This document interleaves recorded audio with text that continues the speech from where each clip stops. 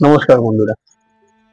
আমরা দেখি যখন কোনো জায়গায় কোনো সেনসিটিভ কেস ঘটে এবং যখন পার্টিকুলার কিছু ক্ষেত্র বিশেষে কোনো প্রবলেম ক্রিয়েট হয় বা ছোটখাটো কোনো সমস্যা হয়, গভর্নমেন্টের এগেইনস্টে বলার জন্য একজন বড় ইউটিউবার চলে আসে, যার নাম আমরা সকলেই জানি, ধ্রুব রাঢ়ী।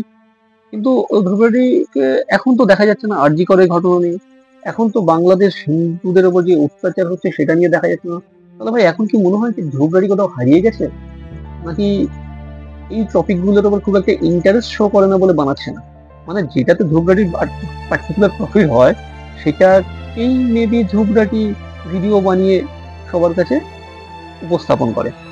তো প্রশ্নটা খুব সহজ, যারা যারা ধ্রুবরাটিকে ফলো করে দেখে, একজন ফ্যান্স বা একজন ফলোয়ার্স কাকে ফলো করবে, কার ফ্যান হবে, বা কাকে পছন্দ করবে, কাকে পছন্দ করবে না, সেটা তার একান্ত ব্যক্তিগত মতামত। কিন্তু সমস্যাটা ওখানে না। সমস্যাটা হচ্ছে আপনারা এমন একজনকে ফলো করছেন যে পার্টিকুলার একটা বিষয় নিয়ে পড়ে আছে এবং সারাক্ষণ কারোর বদনাম করার চেষ্টা করে, কোনোদিন কারোর কোনো ভালো ক্ষেত্রটাকে তুলে ধরার চেষ্টা করে না। আর যদি তাই হয়ে থাকে, গভর্নমেন্ট অফ ইন্ডিয়ার বদনাম করার সবসময় চেষ্টা করে না, বিজেপি সরকারকে বদনাম করার চেষ্টা করে, করতেই পারে, সেটা তার ব্যক্তিগত ব্যাপার। সে তার ব্যক্তিগত ওপিনিয়নটাকে সবার উপর চাপিয়ে দেয় এবং এমন ভাবে আপনাদের সামনে উপস্থিত করে, আপনারা ভাবেন হয়তো সবকিছু সত্যি বলছে, কিন্তু তা নয়, সবকিছু সত্যি বলে না। যদি তাই হতো তাহলে আপনারা ভাবুন, বাংলাদেশের হিন্দুদের উপর যে অত্যাচার হচ্ছে সেটা নিয়ে তো কেউ ধ্রুবরাটি কিছু বলতে আসে না। সেটা নিয়ে কিন্তু ধ্রুবরাটি একবারও বলবে না। এর আগে একটা দেখেছিলাম, বাংলাদেশের শেখ হাসিনাকে ডিক্টেটর বলে সম্বোধন করেছিল।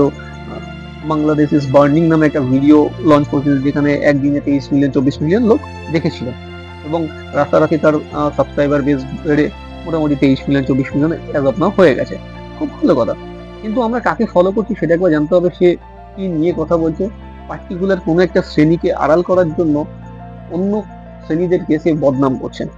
তারপরে যে প্রসঙ্গ নিয়ে কথা বলবো সেটা হচ্ছে, এখন বর্তমানে সব থেকে আমাদের পশ্চিমবঙ্গের মধ্যে এটা খুব বাজে ঘটনা ঘটে গেছে, সেটা হচ্ছে আরজি করের গণধর্ষণ এবং মার্ডার, খুন।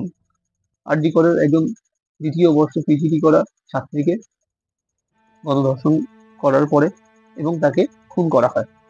এবং আরজি করের কলেজ ক্যাম্পাসের মধ্যে, যেটা অনেকটা বেশি পেইনফুল, এবং শহর কলকাতার একদম মধ্যে বসে থাকা আরজি কর হসপিটালটা একদম পুরো নর্থ কলকাতার মধ্যেই পড়ে, কলকাতার প্রাণবিন্দুতে।